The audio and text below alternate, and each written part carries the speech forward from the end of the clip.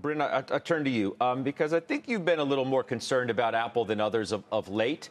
I don't think the position size that you have is as large as it once was. Dan Niles today, Apple's very expensive, he says, relative to some other names like Meta and Alphabet. Do you think the same thing? I do. I agree with Dan. I think where, Apple over especially the last 3 years, has just done extraordinary and really just been such a COVID beneficiary. I think where the knock I've always had on Apple, I think Tim Cook is fantastic. Apple really hasn't had great earnings growth. They've had, once again, they get a halo effect because it's Apple. Tim Cook is great. But Apple's earnings growth for 2023 is only looking to be right shy of 7%. And so when I look across, it's got about a 23 multiple growing earnings at 7%. Yeah, they can do share buybacks. But in this kind of market, I think that's why you'll continue to see pressure on these big cap tech names that really don't have that earnings growth that the market's expecting. I mean, Netflix, Disney, Facebook, Google are all much cheaper from a PE and actually growing earnings faster. And so I think the market will start to distinguish between those as they're looking to put new money to work in the space. I think Apple may be a laggard here. So, John, you own Apple shares and you own calls. There's two questions here. Is this a reason to sell the stock? If you don't own it, is it a reason to buy it? Of which Jim Cramer says today, you should not be buying Apple if you don't own it.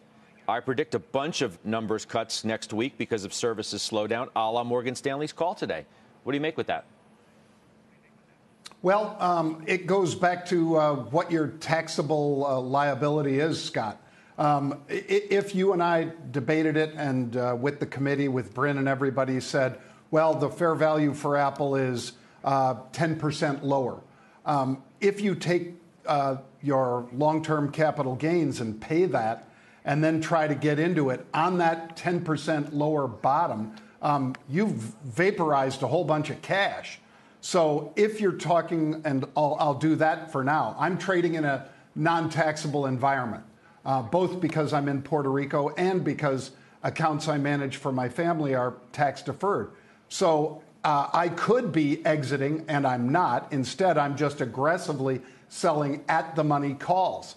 And I think that is more than enough to cover a 10%, for instance, downside correction if indeed services slow because of the what Katie Huberty expressed about that perhaps impacting services, the App Store only growing at 4% instead of 7% or whatever the projected growth rate was. So that's what I'm doing, Scott. I think an investor sitting at home that is paying taxes on this would be loath to sell the stock. And again, I can't pull the trigger for them, so they have to decide if that's appropriate for them or not. But to just basically flip money to Uncle Sam on the taxes does not seem like a prudent way to attack Sure, this. but let's attack it fundamentally, though, Doc. If you think that, I mean, services are the big point of growth for Apple, obviously, right? The growth in iPhones has slowed over the years.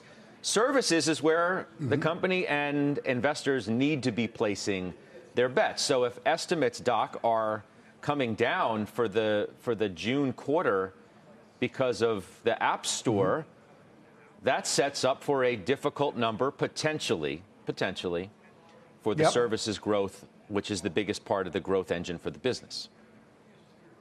I agree. And right now, I think Bryn put it well when she said that there are other companies that are growing faster. If you want a fast-growing company, and again, this gets back to what Bryn and I both do, and I know other members of the committee like Jen and Jim do it as well. But if you're selling options, Scott, against equities that you own, it's like collecting rent for an apartment. So I am perfectly happy just to have a very stable apartment and not chasing that one on 57th Street on Billionaires Row, that maybe it goes from $50 billion or $50 million apartment to $70 million.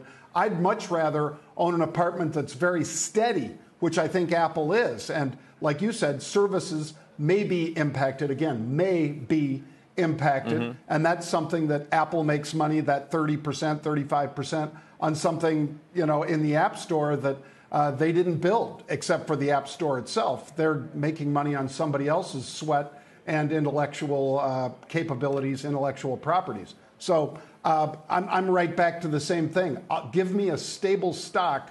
9 times out of 10, I'll buy that stable stock rather than the fast grower, if indeed I'm somebody who wants to generate cash every month. And cash flow is king to me, and not just Kevin O'Leary.